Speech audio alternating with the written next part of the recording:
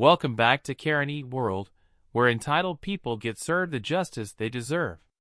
Today's story is about an H.O.A. president who thought she was untouchable, until she made the fatal mistake of trying to shake down the wrong homeowner. If you're new here, buckle up because this revenge is absolutely delicious. And trust me, you won't want to miss how this power-hungry Karen gets completely destroyed by her own greed. I moved into Meadowbrook Estates thinking I'd found the perfect suburban sanctuary. The neighborhood was pristine, the homes were well maintained, and the H.O.A. seemed reasonable enough during my initial tour. What I didn't know was that behind the manicured lawns and cheerful welcome committee lurked Karen Pemberton, the H.O.A. president, who treated our neighborhood like her personal kingdom. Karen was the type of woman who measured her self-worth by how many people she could control on any given day. She had perfectly styled blonde hair that never moved, even in strong wind, and she wore her H.O.A. president badge like a military decoration. Every morning, she patrolled the neighborhood in her white Lexus SUV, hunting for violations with the dedication of a bloodhound. My first encounter with Karen should have been a warning. I was unloading groceries when she appeared in my driveway like a perfectly coiffured specter. Karen speaking in a shrill, condescending tone. "Excuse me, but trash cans must be stored out of sight by 7 a.m. on non-collection days. It's clearly stated in Section 4.2 of the H.O.A. Handbook." I glanced at my watch.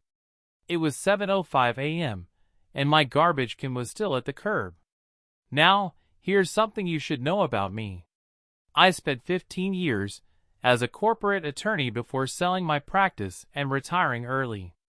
I have more patience than most people, but I also have resources and connections that most suburbanites don't. I looked at Karen with a polite smile and said, "Of course, I'll move it right away. I appreciate you letting me know." But Karen wasn't satisfied with compliance. She needed submission. Karen continuing in her superior tone. "This kind of carelessness reflects poorly on all of us. I hope you'll take your responsibilities to this community more seriously going forward." The way she said it, you'd think I'd committed a felony instead of leaving a garbage can out for 5 extra minutes. If you're enjoying this story so far, make sure to smash that like button and subscribe to Karen E. World for more epic revenge stories where entitled people get exactly what they deserve. Trust me, this one has a twist that will leave your jaw on the floor. Over the next few months, Karen found increasingly creative ways to make my life difficult. She cited me for having my porch light on past 10 p.m., claiming it violated the excessive illumination clause. She measured my grass with a ruler and issued a violation because it was 2.3 inches tall instead of the maximum 2 inches allowed. She even tried to fine me for having a not approved doormat, apparently because it was burgundy instead of the approved earth tones. Each time, I paid the fines without complaint and made the requested changes. But I was also documenting everything. Every interaction, every violation notice, every payment. You see, when you've spent years navigating corporate law, you develop certain habits. You keep records. You look for patterns.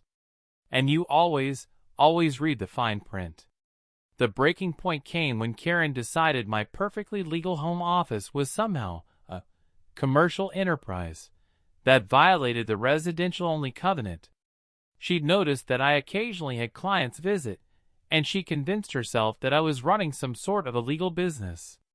The truth was, I did occasional consulting work for my former firm, but it was all perfectly legal and well within the H.O.A. guidelines. Karen showed up at my door on a Tuesday morning with her clipboard and her most officious expression.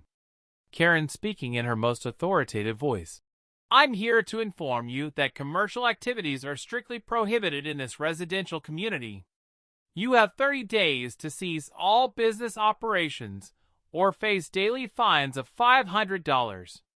I invited her in for coffee, hoping to reason with her. I showed her the relevant sections of the H.O.A. covenant that clearly allowed home-based professional services. I explained that my consulting work was no different from someone working remotely for their employer. But Karen had already made up her mind. Karen dismissing my explanation with a wave of her hand. The board has decided that your activities constitute a nuisance to the community. The decision is final. She stood to leave, but then she paused and turned back with a smile that made my skin crawl. Karen speaking in a quieter, more sinister tone. Of course, if you were to make a contribution to the H.O.A.'s discretionary improvement fund, we might be able to find a more flexible interpretation of the rules. There it was. Karen Pemberton, pillar of the community and H.O.A. president, had just solicited a bribe. She wanted $5,000 in cash, delivered to her personally, in exchange for making my commercial enterprise problem disappear. She even had the audacity to suggest that this kind of arrangement was perfectly normal, and that most reasonable homeowners understand how these things work. I told her I needed time to consider her offer, and she graciously gave me until the end of the week. Karen speaking with false magnanimity. I'm sure we can work something out. After all, we're all neighbors here. She left my house probably thinking she'd successfully intimidated another homeowner into paying her personal tax. What Karen didn't know was that I had recorded our entire conversation. What she also didn't know was that my former law firm specialized in municipal corruption cases, and I still maintained excellent relationships with several investigators at the state attorney general's office. Most importantly, she had no idea that I had spent the last 6 months quietly documenting similar, discretionary contributions that other homeowners had made to avoid Karen's harassment. You see, I'd been having coffee with neighbors, and certain patterns had emerged.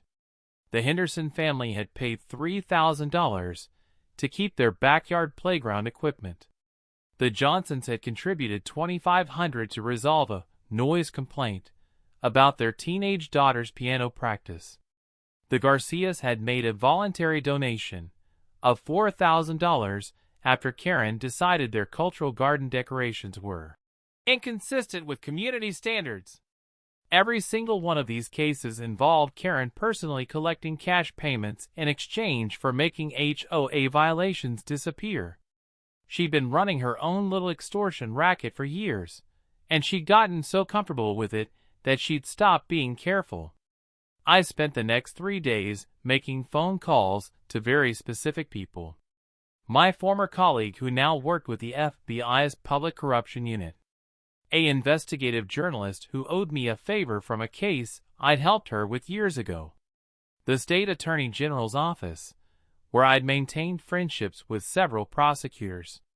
And most importantly, I called a private investigator who specialized in surveillance work. By Friday morning, I had everything in place.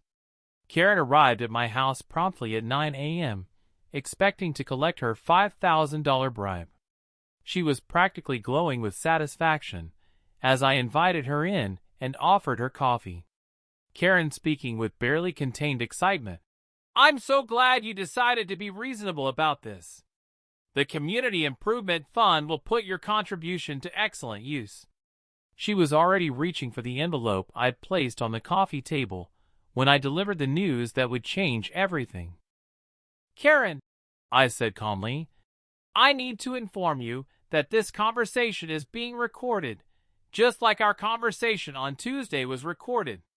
I also need to let you know that there are currently FBI agents positioned outside your house with search warrants for your home and financial records.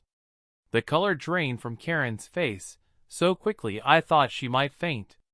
The envelope fell from her suddenly trembling hands as she realized she'd just attempted to collect a bribe while being recorded by federal investigators. Karen's voice becoming high and panicked. You can't do this. I'm the H.O.A. president. I have authority here. But her authority meant nothing when faced with federal corruption charges. The investigation I triggered had uncovered years of illegal activity, including embezzlement from the H.O.A.'s actual improvement fund and tax evasion on the bribe she collected. As Karen sat in my living room, frantically trying to understand how her perfect little scam had collapsed so completely, I explained exactly what was happening. The FBI was executing search warrants. The state attorney general's office was filing criminal charges. The H.O.A.'s insurance company was launching their own investigation. And every homeowner she'd extorted was being contacted by investigators. Karen's face went through a fascinating series of expressions as the full scope of her situation became clear. First confusion, then denial, then pure panic as she realized that her years of petty tyranny had finally caught up with her. The woman who had terrorized an entire neighborhood with rulers and clipboards was about to face federal prosecution for corruption. The last thing she said before the FBI agents knocked on my door was barely a whisper. Karen speaking in complete shock and disbelief. "How did you know? How did you find out about the others?" But of course, she'd never understand that her own arrogance had been her downfall. She'd gotten so comfortable with her little empire that she'd never considered the possibility that someone might have the resources and connections to bring it all crashing down. If this story of epic justice left you as satisfied as it left me, make sure to hit that like button and subscribe to Karen E. World. We've got plenty more stories where entitled people get served the consequences they so richly deserve. Until next time, remember that karma always finds a way.